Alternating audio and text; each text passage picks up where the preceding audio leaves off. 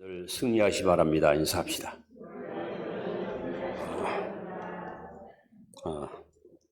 이스라엘 민족과 우리 대한민국은 닮은 꼴이 참 많습니다. 그 중에서 대표적인 것이 인사말입니다.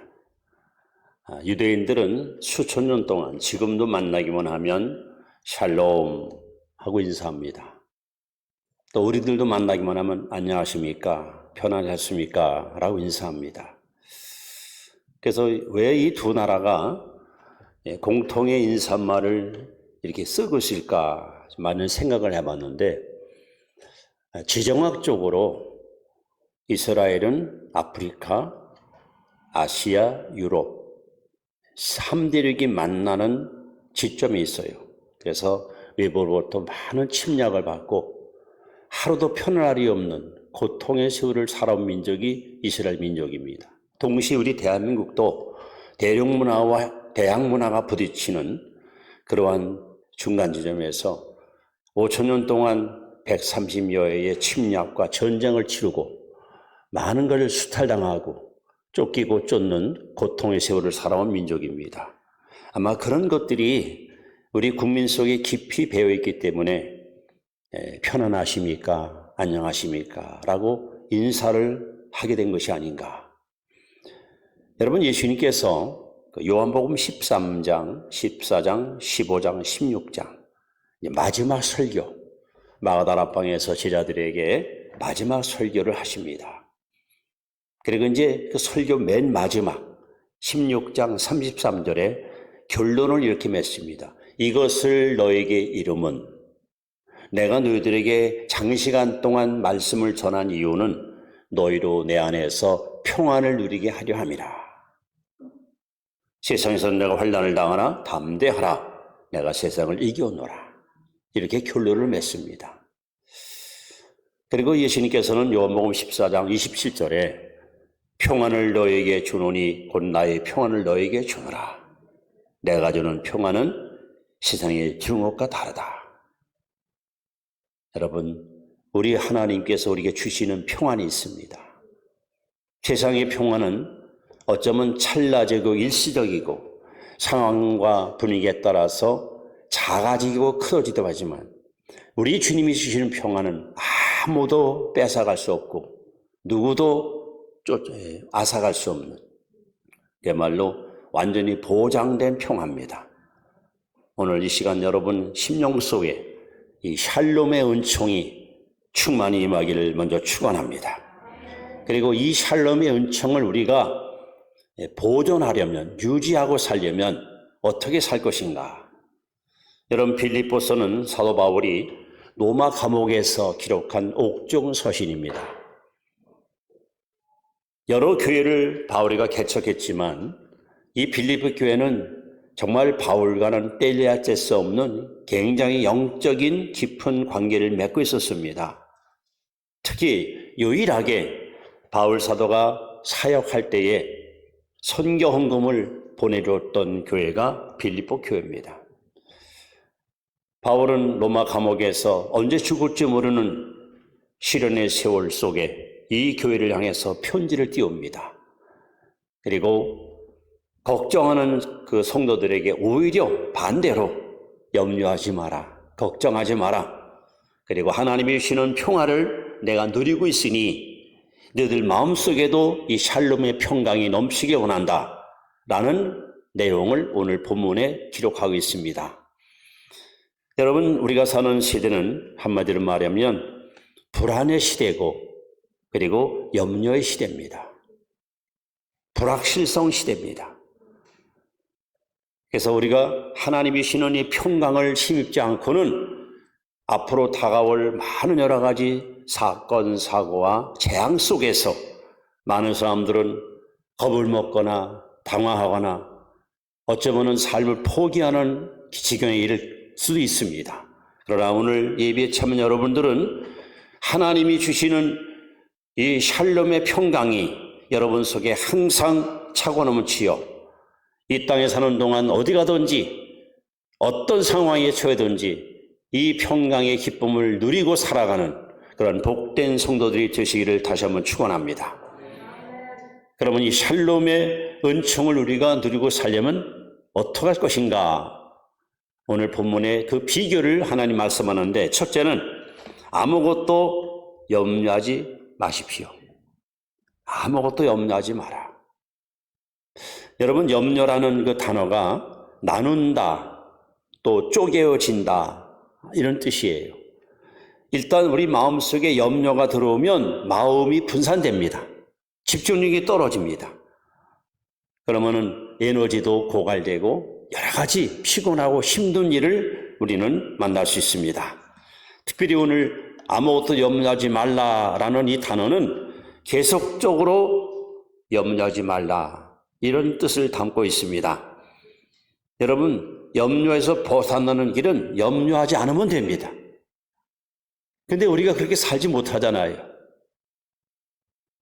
아침에 눈을 뜨면 벌써 염려가 밀려옵니다.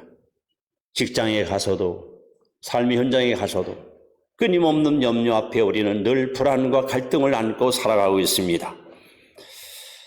그런데 여러분, 이 염려라는 것이 본질적으로 볼 때에 두 가지 문제가 있습니다. 첫째, 염려는 비생산적입니다. 생산성이 전혀 없어요. 예수님 당시에 노마가 이스라엘을 지배했습니다. 이스라엘 사람들은 노마인과 늘 비교하면서 열등의식을 갖고 있었습니다. 일단 신체적으로 유럽 사람들은 굉장히 크거든요. 아시아인들은 작거든요. 그래서 항상 저 적군이지만 키도 크고 남자답고 정말 부럽다. 그 광경을 주님이 아시고 제자들에게 왜 염려하느냐? 너희들이 염려한다고 내 키를 한 자나 크게 할 수 있느냐라고 말씀했습니다. 여러분이 염려한다고 키가 자랍니까? 염려한다고 여러분 신체의 어떤 변화가 또 여러분이 원하는 방향으로 여러분 나아갈 수 있습니까? 아니잖아요. 뿐만 아니라 예수님께서는 이 염려는 비신앙적입니다. 믿음이 없는, 신앙이 없을 때 찾아오는 이 불청객이 바로 염려입니다. 예수님은 염려하는 제자들한테 두 가지 비유를 말씀합니다. 공중에 나는 새를 보라. 들의 백합화를 보라. 새가 농사 짓느냐? 백합화가 스스로 씨를 맺느냐? 하나님이 다 먹이고 키운다는 거예요. 하물며 너희들은 하나님의 자녀인데 하나님 아버지께서 너희들을 돌보지 않겠느냐? 믿음이 적은 자들아 왜 염려하느냐? 하고 주님은 제자들을 책망하셨습니다. 여러분, 염려는 비생산적이고 비신앙적입니다. 아무런 도움도 유익도 우리에게 주지 않습니다. 그래서 오늘 하나님은 말씀합니다. 너희들 마음속에 샬롬의 은총이 항상 임하기를 바란다면 첫째, 아무것도 염려하지 마라. 왜 염려하지 말라 그랬을까요? 우리가 염려 속에 빠지다 보면요, 결국은 그 염려의 노예가 됩니다. 염려의 포로가 되어버립니다.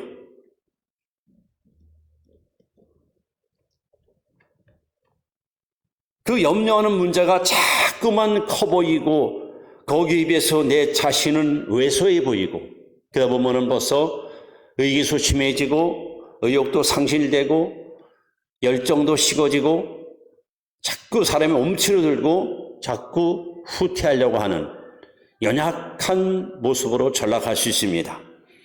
그래서 하나님께서 베드로전서 5장 7절에 우리에게 단호하게 말씀합니다. 한번 따라합시다. 너희 염려를 다 주께 맡겨버리라. 너희 염려를 하나님께 다 맡겨버리는 거예요. 다 맡겨버리라. 여러분들이 샬롬의 은총을 항상 덧입고 서기 원하신다면 뭐 하지 말자? 염려하지 말자. 염려하다 보면 자꾸 염려의 노예가 되고 염려의 포로가 돼가지고 계속 거기에 끌려가는 거예요. 그럼 어떻게 하면 우리는 염려로부터 벗어날 수 있을까? 염려하지 않아야 됩니다. 근데 이건 너무 소극적인 자세고 이제 두 번째 적극적인 자세를 우리가 취하면 염려에서 우리는 벗어날 수 있습니다. 두 번째 방법이 뭡니까? 모든 일에 기도하라. 따라합시다. 모든 일에 기도하라. 자, 이것이 바로 두 번째 염려에서 벗어나서 샬롬의 은총을 누리는 비결입니다. 모든 일에 기도하라. 특히 요한복음 14장 14절에 예수님께서 말씀합니다. 너희가 무엇이든지 내 이름으로 구하면 내가 시행하리라. 여러분, 무엇이든지 예수님의 이름으로 하나님께 기도하기만 하면 하나님 여러분의 기도를 다 접수하시고 다 받아주시고 우리가 구하는 것보다 훨씬 더 좋은 것으로 응답 주실 줄 믿습니다. 제가 늘 강조하지만 여러분, 기도가 뭡니까? 기도의 정의가 뭘까요? 바로 기도는 하나님을 바라보는 거예요. 이제까지는 내가 염려를 바라보고 살았어요. 어떻게 하면 좋지? 이 문제를 어떻게 풀어야 되나? 왜 내게 이런 일이 자꾸 찾아올까? 아, 우리 집에는 이런 우환이 자꾸 오나? 이런 염려를 붙들고 살았어. 그러다가 결국 염려 때문에 결국 사람들은 지치고 낙심하고 좌절하고 쓰러집니다. 그러나 믿음의 사람들은 그 염려에 되는 문제를 하나님께 가지고 나아가서 하나님 앞에 염려의 보따리를 풀어놓는 거예요. 주님의 이름으로 엎드려 기도하는 거예요. 여러분, 기도하는 순간 우리의 염려의 보따리는 이제 내가 움켜쥐고 있는 게 아니라 하나님께로 다 옮겨지는 거예요. 그래서 기도가 이렇게 중요한 겁니다. 기도하는 순간 내가 그렇게 힘들게 지고 가던 인생의 무거운 짐이 주님께로 전가되는 거예요. 그래서 여러분, 희한하게도 기도하기 전에는 염려거리가 눈덩이처럼 자꾸 커 보여. 하루 자고 나면 더 커지고 하루 자면 더 커지고. 그래서 큰일 났네, 나 어쩌면 좋아 하고 낙심이 오고 좌절을 만나요. 그런데 기도하면은 희한하게 염려거리는 자꾸 작아지고 대신 하나님이 크신 하나님으로 보이기 시작합니다. 이것이 바로 기도가 주는 위대한 응답의 열매입니다. 여러분이 문제를 놓고 염려를 놓고 하나님께 기도할 때에 기도하기 전까지만 해도 염려가 너무 무거워서 감당하기 너무 힘들어서 나도 모르게 불평과 원망이 내 입에서 흘러나왔습니다. 그런데 기도하자마자 이상하게 염려했던 것들은 점점 작게 나타나고 하나님이 큰 하나님으로 내 앞에 다가오기 시작합니다. 여러분, 이미 이건 해결된 거예요. 이미 여러분은 승리한 겁니다. 그래서 주님은 우리에게 기도를 명하십니다. 그것도 모든 일에 기도하라는 거예요. 모든 일에. 작은 일이나 큰 일이나. 열왕기상 6장에 보시면 이런 이야기가 소개됩니다. 아람 왕이 이스라엘을 집어삼키려고 기회만 있으면 침략을 도모합니다. 작전을 짜고 병사들을 배치시키고, 그런데 이상하게 전쟁에 출정할 때마다 항상 실패합니다. 항상 적들에게 노출돼 가지고 모든 작전이 수포로 돌아갑니다. 왕이 너무 화가 나서 신하들을 불러놓고 너희 중에 분명히 첩자가 있다. 그렇지 않고 어떻게 저들이 우리의 전략을 저렇게 간파하고 저렇게 정확히 알 수 있느냐 했더니 한 신하가, 폐하, 이스라엘 나라에는 하나님의 사람이 있습니다. 성령의 사람이 있습니다. 그 사람이 바로 엘리사입니다. 이 사람이, 폐하가 심령에 품고 있는 생각도 다 꿰차고 있습니다. 그럼 어쩌면 좋겠느냐? 엘리사를 먼저 잡아야 됩니다. 그자를 살려두고는 이스라엘 전쟁은 절대 승리할 수 없습니다.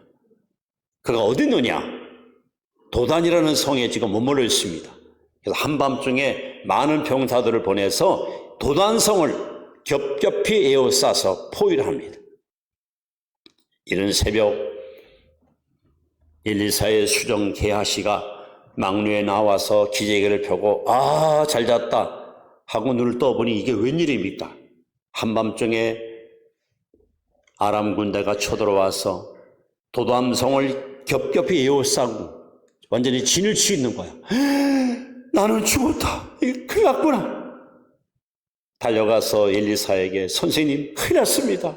아람 군대가 이 성을 겹겹이 에워싸고 있습니다. 우리는 도관하던 집입니다. 우리는 죽었습니다. 엘리사가 딱 한마디 기도합니다. 원컨대 여호와여 저의 눈을 떠서 보게 하옵소서. 저의 눈을 떠서 보게 하옵소서. 영안이 열립니다. 아람 군대 위에 하늘 군대가 진을 치고 있는데 아람 군대보다도 엄청난 대군이 도단성을 보호하고 있었습니다. 여러분, 기도하기 전에는 아람 군대가 커 보이고 동시에 우리는 죽었구나 하는 절망적인 상황이었는데 기도해서 눈이 딱 열리니까 하늘 군대가 훨씬 더 강대하고 엄청난 능력 있는 것을 보게 됩니다.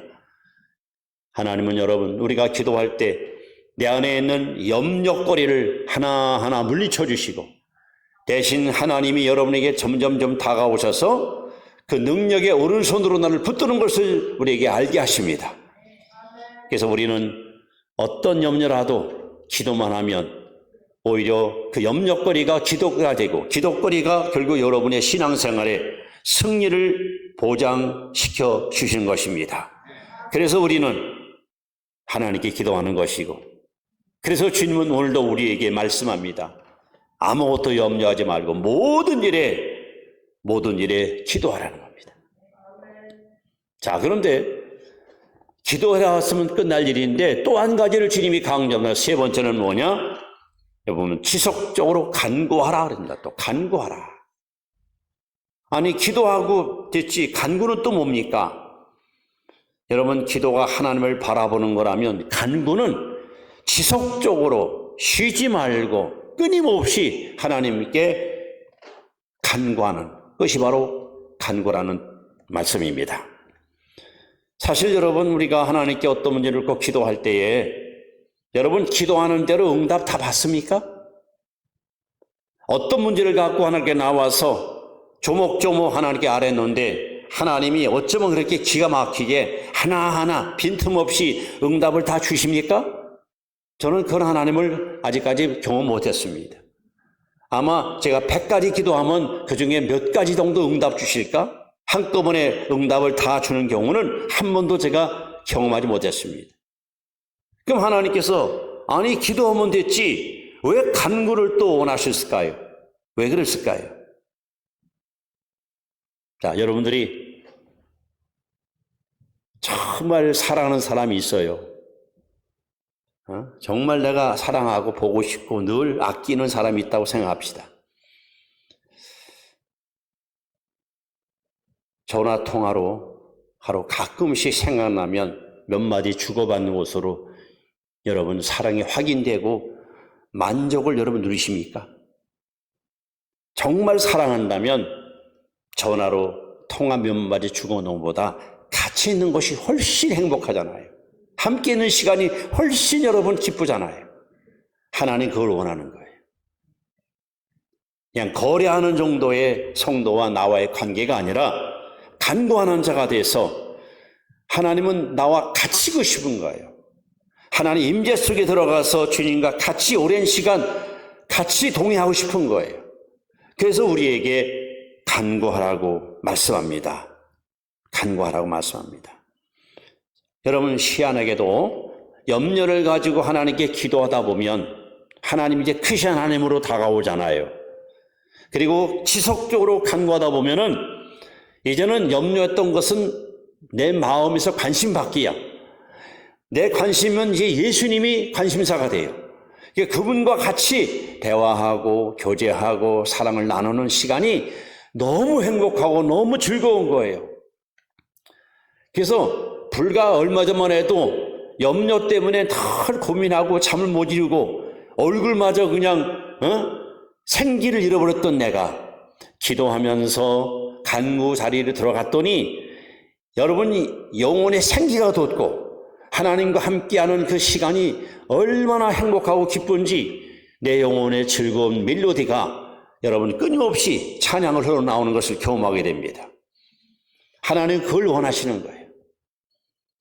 그래서 이 땅에 사는 동안 많은 불안과 갈등이 우리를 힘들게 하지만 주님이 주시는 샬롬의 은총, 이 평강의 은혜가 여러분 속에 항상 머무르는 은혜를 잊기 원한다면 여러분 많이 간구하십시오.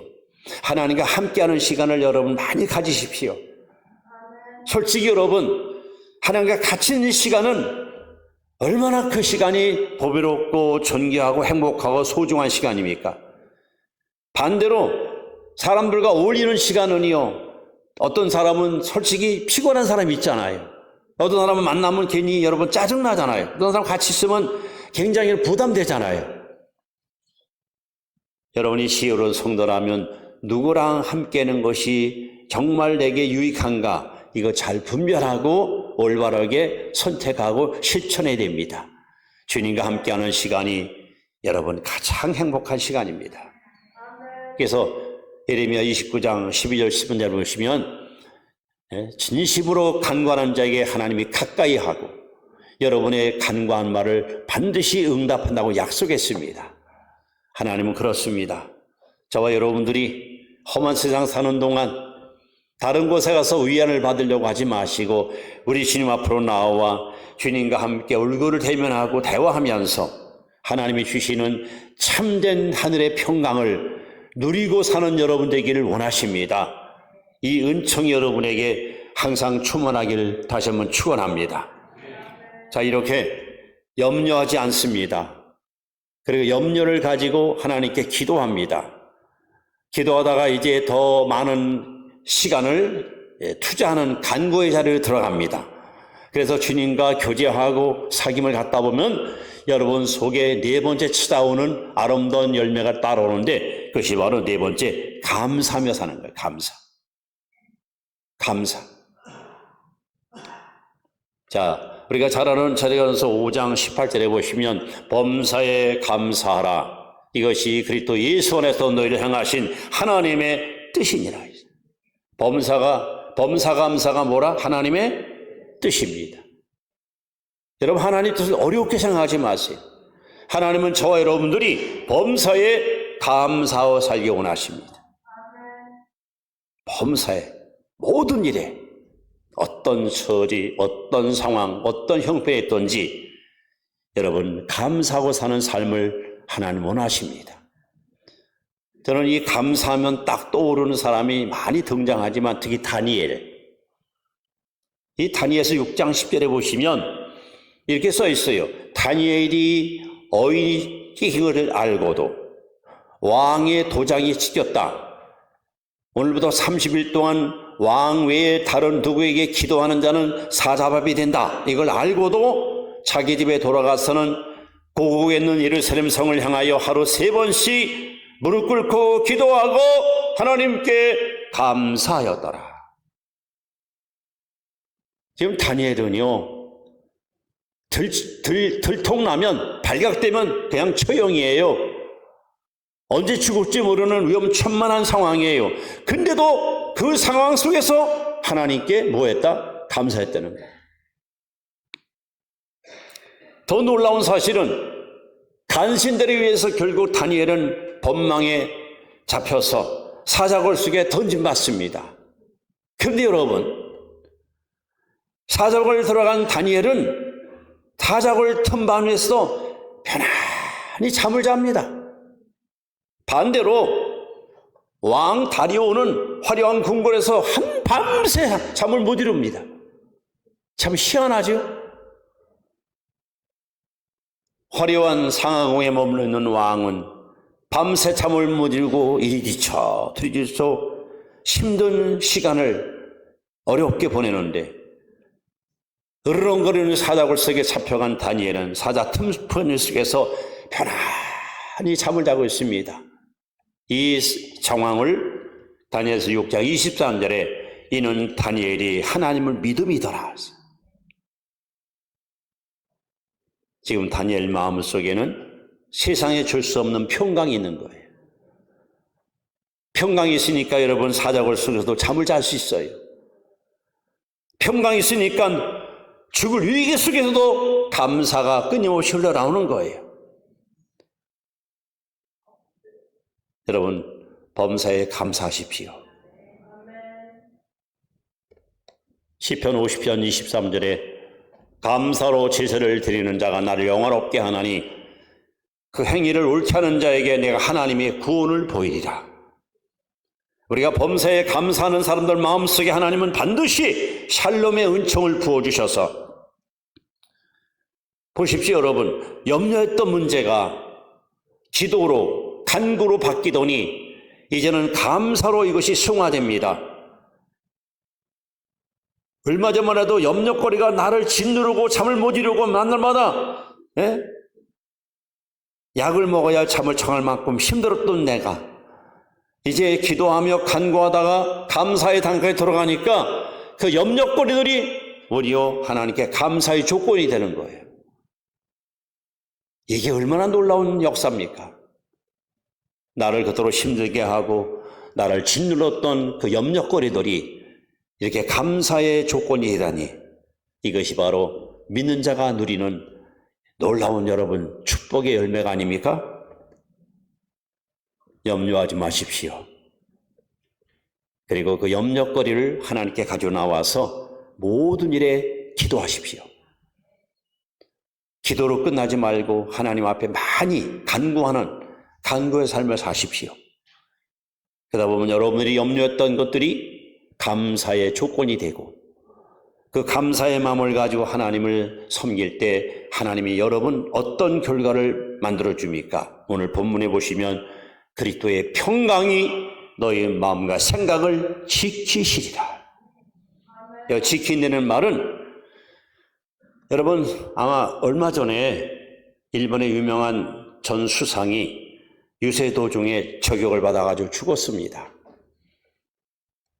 사실 여러분 유명인들이 어디 갈 때는요 소위 그 보디가드들 호위병들이 그 다 철저히 목숨을 지키거든요. 지킨다는 말은 바로 하나님이 보낸 하늘 군대가 철두철미하게 여러분들을 갖다 보호하고 지켜서 외부로부터 어떤 적도 침투하지 못하도록 우리를 보호한다는 약속입니다. 오늘 여러분의 마음을 우리 하나님께서 샬롬의 평강으로 지켜주시면 우리는 우리 앞에 어떠한 파도가 일고 풍랑이 불어도 여러분 우리는 찬양하며 감사하며 기뻐하며 믿음의 길을 걸어갈 수가 있습니다. 1873년 11월 15일 미국 뉴욕항을 떠난 프랑스 빌르드 아브르라는 호화 여객선 많은 승객들이 기대감을 가지고 이 여객선을 타고 영국으로 이제 여행을 떠납니다. 근데 영국 근해에 와가지고 영국은 안개가 많이 끼거든요. 안개 끼는데 그만 큰 화물선과 충돌해가지고 이 배가 그만 침몰당하고 말았습니다. 그래서 일단 배 안에 있는 226명이 물에 빠져서 결국 목숨을 잃었고 스탠포드라는 그 변호사 부인, 믿음 좋은 여인이 내 아들을 데리고 모처럼 영국 여행 갔다가 그 고난을 당해서 갑판에서 아이들 손잡고 엉엉 울면서 하나님 우리 아들을 살려주세요. 제발 이 아들의 목숨을 지켜달라고. 그러나 모든 것이 불가능한 상황입니다. 그때 하나님 그렇다면 이 아이들의 영혼을 아버지 나라로 꼭 받아달라고. 결국 내 아들이 다 죽고 말았습니다. 아주 정말 구사일생으로 지나가던 구명선 때문에 이 여사가 목숨을 겨우 살렸습니다. 그리고 전보를 쳤습니다. 남편에게. 나만 혼자 살았습니다. 스탠포드 변호사는 이 전보를 받고 영국 여객선을 타고 영국 근해 바로 사고 현장으로 달려옵니다. 선장이 이 자리가 바로 얼마 전에 많은 사람이 빠져 죽은 바로 재난의 현장입니다 할 때에 주변 사람들이 다가와서 스탠포드 변호사를 붙들고 아들 넷이나 잃었으니 얼마나 마음 아프십니까? 얼마나 고통스러우십니까? 할 때 스탠포드 이 변호사는 믿음의 사람이었고 성령의 사람이었습니다. 갑자기 성령의 감동을 받아가지고 펜을 꺼내서 종이에다가 아름다운 시를 쓰기 시작합니다. 그 시가 바로 찬송가 413장입니다. 한번 우리 부르실까요? 413장. 여러분, 이게 어떻게 이런 시가 나올까? 지금 아들 넷이 죽었어. 아들 넷이 바닷속에 죽어서 시체도 못 찾았어. 근데 그 자리에서 성령의 감동을 받아가지고 이 찬양을 갖다가 만든 거예요. 한번 부르시면.